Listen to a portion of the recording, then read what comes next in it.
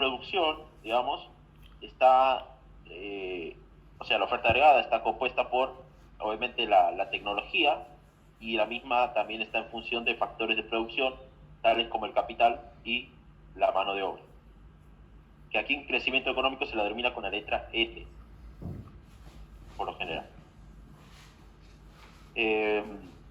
Entonces, ahí tenemos tres factores: la tecnología, el capital y la mano de obra. Entonces, serían como los factores del modelo, digamos.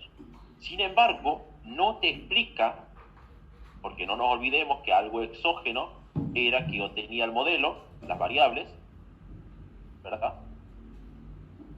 Yo tenía el modelo, pero como era exógeno, era explicado no por las variables del modelo, sino por las variables que estaban fuera del modelo.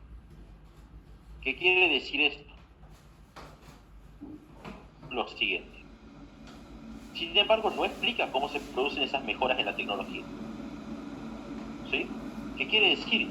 Que en este caso, el modelo de crecimiento exógeno de solo visual me dice que la tecnología es un factor importante para el crecimiento económico, importante, pero no me dice cómo la logro. O sea, cómo logro avances tecnológicos. No me dice cómo logro esos avances tecnológicos. Entonces, al no explicarme cómo se logran esos avances tecnológicos, claramente es un modelo exógeno. ¿Por qué? Porque no está explicando las variables del modelo. Entonces, no me explica cómo logro ese avance tecnológico tan importante, que es avance tecnológico, que vamos a ver después en un gráfico esto, que es el avance tecnológico, pero sin embargo no me dice. Entonces, si yo me remito, o sea, aquí aclaramos, no se explica cómo se logra ese avance tecnológico. El crecimiento de un país va a estar explicado, entre otras cosas, por el avance tecnológico, pero al ser exógeno, no me explica cómo se logra. Entonces, el modelo no me ayuda mucho, digamos. Entonces, ¿yo qué tengo que hacer? Tengo que remitirme a lo que son los modelos de crecimiento endógeno. Quiere decir que para poder explicar las mejoras tecnológicas o avances tecnológicos, lo mismo, se recurre a los modelos de crecimiento endógeno, o sea, los otros. ¿Sí? Los modelos de crecimiento endógeno, por ejemplo, los modelos de crecimiento endógeno, no exógeno como el de Solow, sino endógeno, ¿cómo me dice que yo lo voy a lograr ese avance tecnológico? Bueno, me dice, vos vas a lograr ese avance tecnológico a través de la innovación, ¿sí? A través de la innovación o la iniciativa empresarial, me dice. Iniciativa o capacidad empresarial o espíritu empresarial también se llama, depende de la bibliografía. A través de la innovación, a través de la capacidad empresarial, así vas a lograr ese avance tecnológico, o a través del desarrollo del capital humano. Bien. El capital humano, eso habíamos dicho que era como uno de los factores de producción, ¿sí? A ver, o sea, en la acumulación de factores, obviamente, el capital humano lo habíamos mencionado en el día de ayer, junto con el capital físico, los recursos naturales, la tecnología, no me acuerdo qué otro más. Entonces, ¿qué es el capital humano? El capital humano es el desarrollo de la mano de obra calificada, así se lo conoce, ¿sí? ¿Qué quiere decir? Que obviamente yo puedo lograr un avance tecnológico generando iniciativas para expandir el capital humano. ¿Qué quiere decir? Expandir la capacidad de los trabajadores, ¿sí? En términos de que los mismos adquieran habilidades por las cuales resulten más calificados. ¿Qué quiere decir? Capacitar a los trabajadores, en otra palabra, ¿sí? Eso es el capital humano, ¿sí? Es la capacitación de la mano de obra. Es la capacitación de la mano de obra. Eso es el capital humano. ¿sí? Capacitación de la mano de obra para que justamente los empleados adquieran mayores habilidades, tengan mayor rendimiento, por lo tanto sean más eficientes, ¿sí? Y eso sería avance tecnológico también, ¿sí? A ver, no necesariamente porque me diga avance tecnológico es tecnología, ¿no? Claro, no porque me diga tecnología es justamente avance tecnológico, sino que tiene que ver con otras cosas más que nada subjetivas, ¿sí? Como por ejemplo la capacitación de la mano de obra para que justamente los empleados adquieran mayores habilidades, destrezas, capacitaciones, etcétera, etcétera, ¿sí? Es decir, se pueden desempeñar mejor en el mercado laboral, eso me quiere decir. Es decir, empleados más calificados, más capacitados, eso, digamos, resulta que van a terminar siendo más eficientes en el mercado laboral. Por lo tanto, obviamente van a generar más producción. Y eso es avance tecnológico, ¿sí? Pero eso no me lo explicaba el modelo de crecimiento exógeno, ¿sí? El modelo de crecimiento exógeno no me lo explica porque me explica las variables que están por fuera del modelo, ¿sí? Quiere decir que la tecnología, no, el modelo de crecimiento exógeno no me la explica cómo la puedo lograr. Entonces tengo que remitirme al endógeno para que justamente yo pueda, digamos, conocer cómo se logra ese avance tecnológico.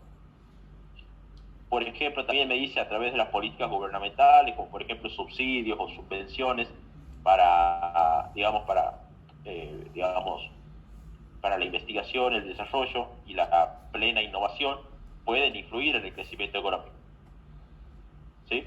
Es decir, que justamente también puede venirse dado esa capacitación del capital humano a través de ciertas políticas gubernamentales, ¿sí? Que justamente se encarguen de subsidiar de esos empleados, ¿sí? Y que los mismos puedan adquirir mayores habilidades para desempeñarse en el mercado laboral. Y de esa manera logró un avance tecnológico. Ya voy a ver, vamos a ver, quiero decir, cómo se logra después en un gráfico este avance tecnológico. Eso es en primer lugar, los modelos de crecimiento endógeno y exógeno. ¿Qué más podemos decir? Hay otra frase más, pregunta de examen, que es la hipótesis de la convergencia. Esta, aclaro, Reville pregunta mucho de esto.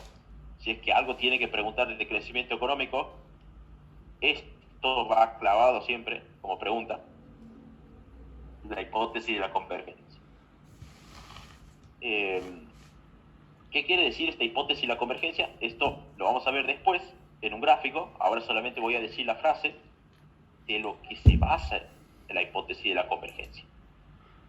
La hipótesis de la convergencia me dice que las economías de desarrollo más lento, ¿sí?, alcanzarían a las de mayor desarrollo en términos relativos. Quiere decir, por ejemplo, si yo tengo Argentina, Inglaterra, ¿sí? Mejor dicho, lo voy a explicar ahora, para que vamos a demorarnos.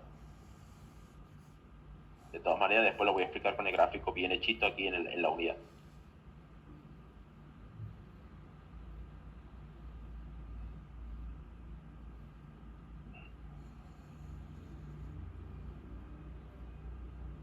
Bien. Pasa que para eso tengo que hablar de PBI per cápita y capital per cápita, así que por eso no lo quiero tocar todavía. Pero lo voy a explicar así nomás. ¿Qué quiere decir? Que las economías, supongamos que yo tengo dos economías, dos países, uno subdesarrollado o pobre, o de menor desarrollo relativo, digamos, menor crecimiento, y otro más desarrollado. Supongamos Inglaterra. Supongamos que yo tengo Argentina con un determinado capital per cápita y que genera este nivel de PIB per cápita. ¿Qué pasa si Argentina duplica el capital per cápita en 1? Bueno, el salto en el rendimiento del producto per cápita es esta distancia. ¿Sí? Es esta distancia, ¿verdad? Quiere decir que Argentina ha crecido todo esto por duplicar de caso 1 a caso 2 el capital per cápita. Ahora, ¿qué pasaría si yo agarro Inglaterra, obviamente con un capital mayor, más o menos por acá, vamos a ponerlo? Obviamente el capital K sub 3, Inglaterra genera un PBI per cápita Y sub 3, vamos a poner. Pero ¿qué pasaría si duplica Inglaterra el capital per cápita en 1? Es decir, de K sub 3 a K sub 4. ¿Cómo va a ser esa tasa de crecimiento? Y de menor desarrollo relativo. Miren, observen cómo ha crecido Inglaterra cuando ha duplicado en 1 el capital, y miren cómo ha crecido Argentina cuando ha duplicado en 1 el capital. ¿Sí? Ha crecido todo esto, ¿verdad? Inglaterra ha crecido esto chiquito.